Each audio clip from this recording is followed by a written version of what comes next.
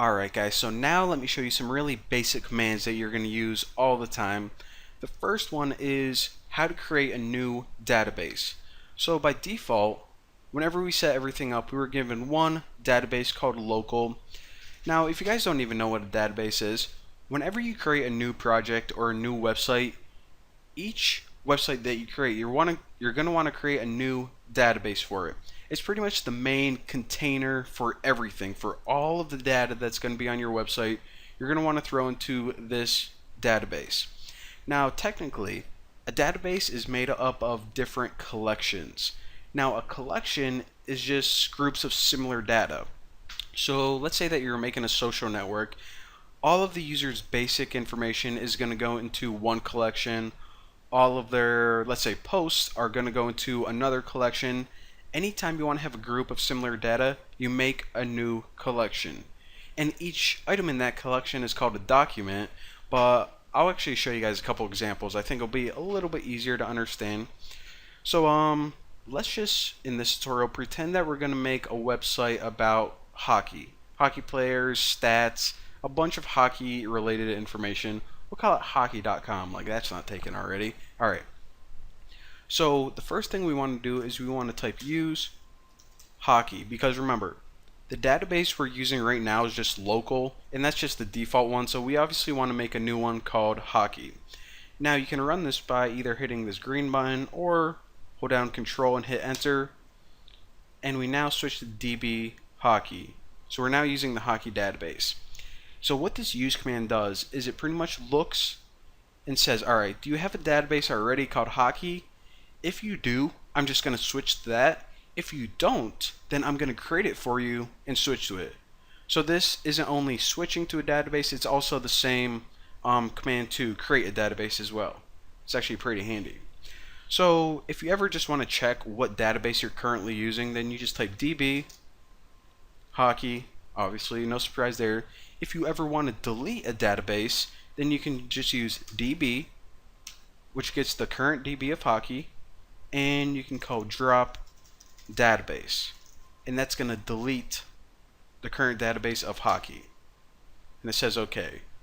However, I actually want to create and use that, so I'm just going to type use hockey again. And I'm also going to clear this out a lot whenever I have a bunch of info. So if you just right click it and hit clear all, it keeps all of the settings. So for example, we're still using hockey. It just, pretty much just wipes your slate clean. So now we have a database called hockey. Let's go ahead and insert some information into it. And I'll show you guys some cool things. Before this tutorial, what I did is I just made a bunch of sample JSON data. So if you go to my source code from tutorials on my GitHub page, and by the way, if you have your own data that you want to use, it's fine. It's not going to make a big difference. But if you want to use mine, follow along, go to my source code from tutorials, scroll down to this other sample JSON data, and I just have this real quick, Penguins players, which is just a bunch of information about players from my favorite team, Pittsburgh Penguins, what position they play, a random ID number that I got, their weight, height, birthplace, age, their name, and it has birth date and their number that's on their jersey. And if you want to use this one, bank data, then say that you were making a website for a bank. This is just, I don't know, like 35 customers or something with a fake balance in their name and all that good stuff. And by the way, I have to show you this because I can't keep it a secret any longer. If you ever just want to generate a bunch of random data and don't want to use any of mine, then go to this website, JSON Generator, and what you do is you pretty much type in all of the fake information that you want and you just hit generate, and it just makes a bunch of fake info from you, and you can put it in any format that you want. And actually that is how I got all this fake bank data right here. So this is just randomly generated users. This, however, is actually real information of people, so there you go. Alright, now what was I gonna do? Oh yeah, so let's say that we wanted to pretty much take this data and use it in our website. So what I'm gonna do is I'm gonna go and grab one of these dudes at the top. This guy is Craig Adams. He is, I don't know, not that great, but he has a lot of heart. So let's go ahead and add him, and we'll figure out how to do that. So in our database, which is hockey, remember, anytime we need to insert a new document or a new piece of information, it needs to go in a collection. So a collection, like I said, is just a group of data. What is this data about? Well, this is all just player data. Data about the individual players. So I'm going to name this collection players, and then after this, use a command called insert. Now, if you guys are like, you know what? You're trying to insert information into players, but you don't even have the players collection yet. Well, what this is going to do whenever we insert it is, just like before, it's going to look for a collection called players. If it doesn't exist, it's just going to create it for you on the fly. So inside here,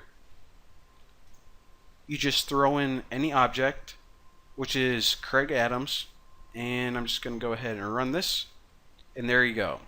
So it says I now have one collection called players, and it has one document, and that document is this right there. And just for fun, what I'm going to do is I'm going to insert one more. And who is this? Bo Bennett. He's pretty young.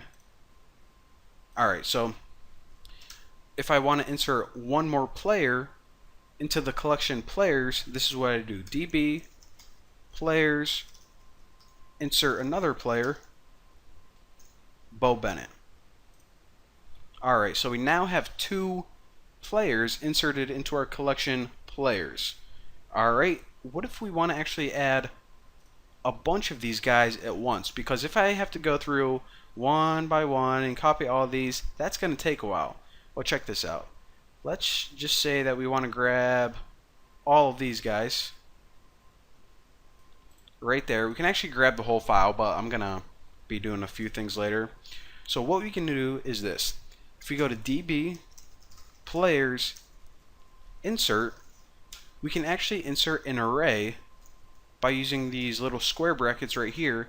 Now inside this array, we can just throw in a huge list of players. And remember, separate them with a comma, and after your last one, since you don't have any after that, you don't use the comma.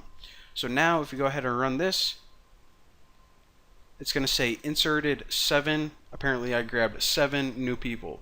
So we have those 7 that I just inserted and the 2 before it, so we should have a total of 9.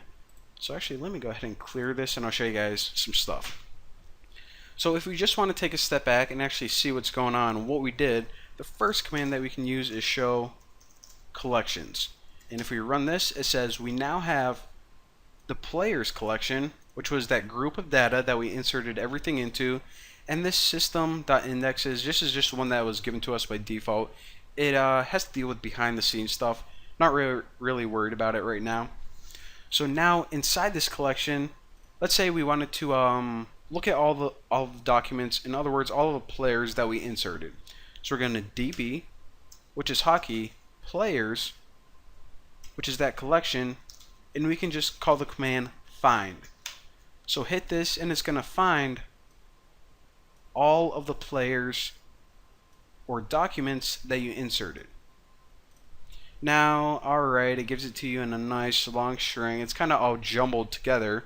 If you ever want to make this a little bit prettier or formatted, you can just go find. And by the way, I'll mention that. Anytime you want to just say you want to call this command again, but you're too lazy to type it out, in your command prompt you can just press the up arrow, and it's going to get the last command. So you can actually press up, cycle through the last couple ones, but remember, find just takes all the documents in a collection and displays it. Now, we want to display it a little bit prettier, so the command for that is actually pretty. I'm not making this up. Hit enter, and we now get all of the nice, pretty, formatted documents in our collection. So there you go. Now, one other thing before I let you guys go is, if you have several documents like we do, I think we have, what do we have, like 9 or 11 players? 7? I can't remember how many. But we have a bunch. If we ever just want to get one and view it, then we call DB players, so database collection, and find one, which essentially means find one document. So it finds the first one. Remember, we inserted Craig Adams at first. So I know I gave you guys a lot of information in this tutorial, but just remember, you have a database, and inside it you have collections, and inside your collections you have documents. In other words, the individual players in this example.